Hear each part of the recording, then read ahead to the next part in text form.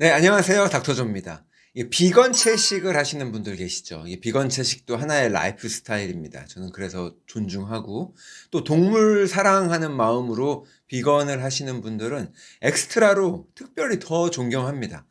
그리고 이 비건 채식이 건강상의 이점이 분명히 있어요. 제가 여러 영상에서도 밝혔었고, 또 이제 각기 다른 식단별로 비건 채식이 아니더라도 치료 효과를 기대해 볼 수 있다고 말씀을 드리고 있습니다.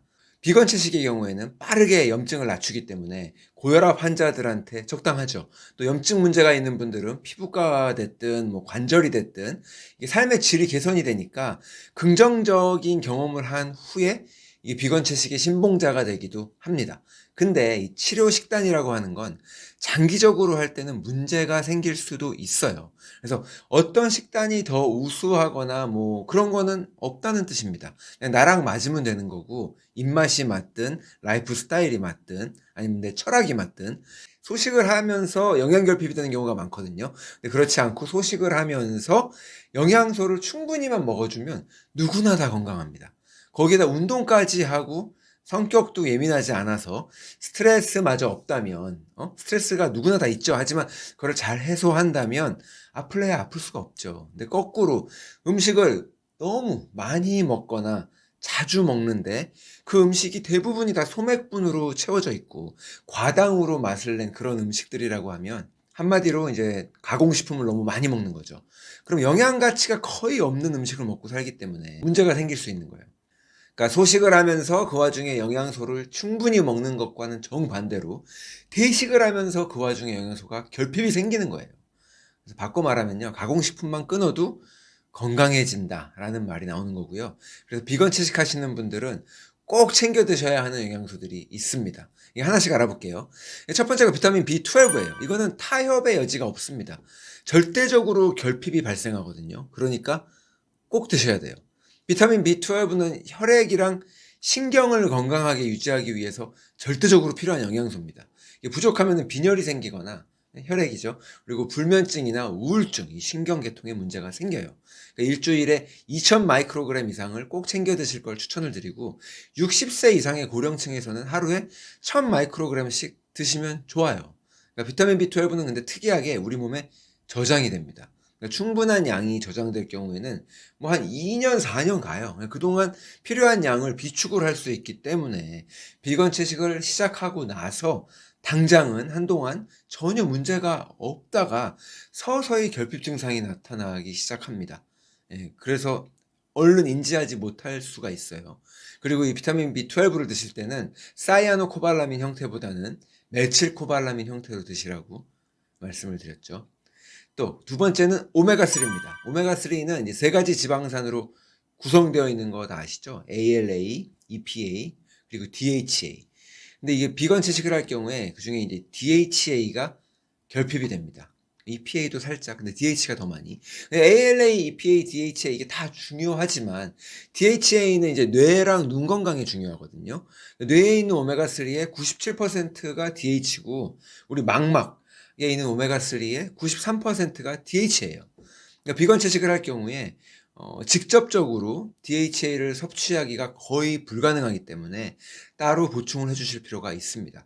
그러니까 치아씨나 뭐 아마씨, 호두에 있는 ALA를 우리 몸이 EPA나 DHA로 변환시킬 수 있어요.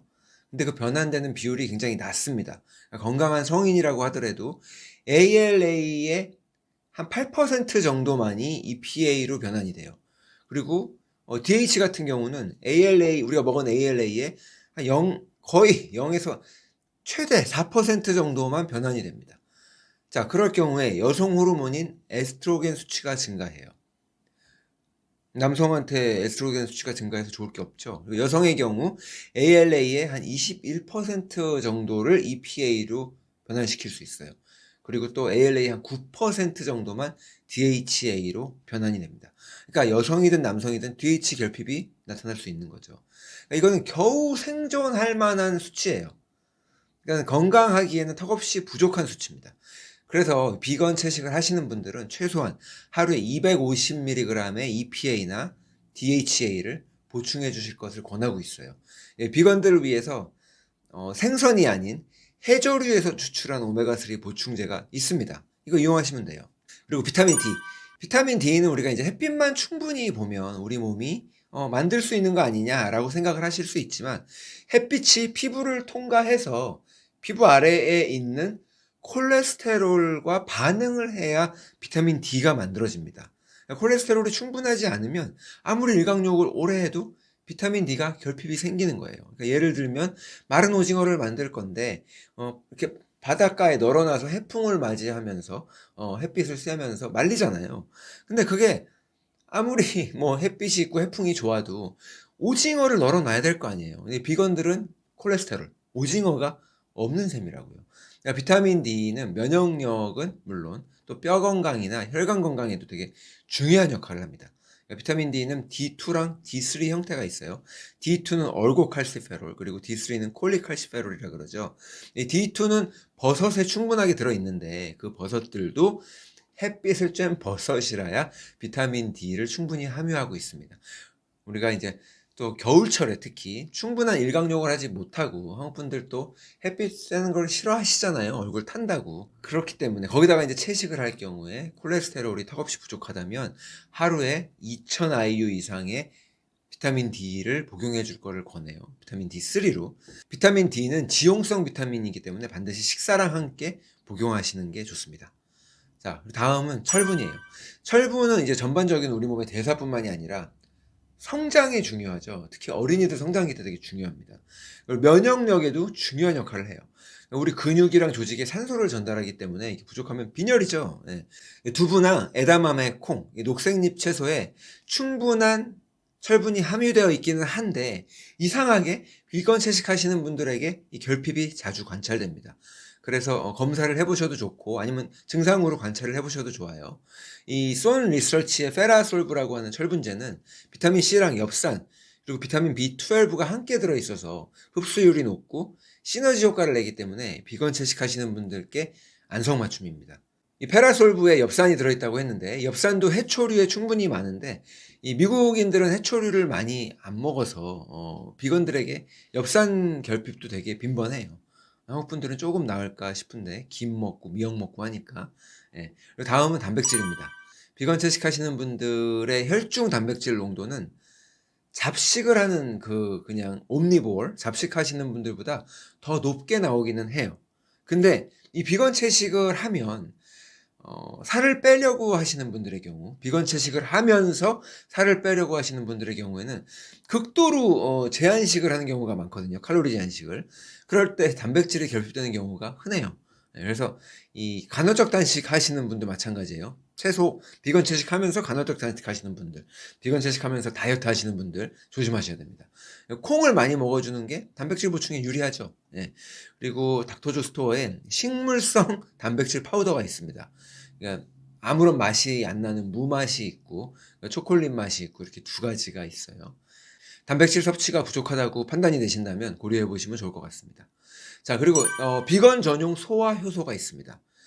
우리가 이제 고기를 소화하기 힘든 분들은 보통 위산이 약하고 비위가 약해서 소화에 어려움을 겪는 거거든요. 원래 인간의 소화 기능은요, 육류보다는 채소를 소화하는 게 더 어려워요. 훨씬 더 어려움을 겪습니다. 그러니까 식이섬유는 아예 소화를 못하기 때문에 우리 장에 있는 프로바이오틱스에게 전부 내어 맡겨야 되는 지경이죠. 예. 근데 대부분의 이 소화 효소들이라고 나와 있는 것들은 채식에 초점에 맞춰져 있지 않고 잡식을 소화하기 위한 그리고 육류를 소화하기 위한 이런 것들 효소들로 구성이 되어 있는 경우가 많이 있거든요. 그래서 비건 채식을 하시는 분들께는 저는 비건 전용 소화 효소를 함께 사용하시라고 처방해 드립니다. 이 영양소, 채소 채식을 통해서 영양소를 흡수하는 게 쉽지가 않은데 훨씬 영양소 흡수가 잘 될 거고, 증상에 여러 가지 좀 채식을 하면서 안 좋은 증상들이 있을 때, 뭔가 아쉬운 증상들이 있을 때, 일단 좋으니까 하시는 거겠지만 그런 거를 개선하는 데 도움이 될 수 있어요. 그래서 비건 전용 소화효소 참고하시면 좋습니다. 이 닥터조 스토어에는 비건 전용 섹션이 따로 있습니다. 비건들만을 위한 보충제들이 따로 있어요. 필요하신 분들께 도움이 되실 것 같아요. 자, 오늘은 이 비건 채식을 하면서 영양소 결핍이 일어나지 않도록 혹시 결핍될 수도 있는 영양소들 뭐가 있는지 한번 알아봤습니다. 감사합니다.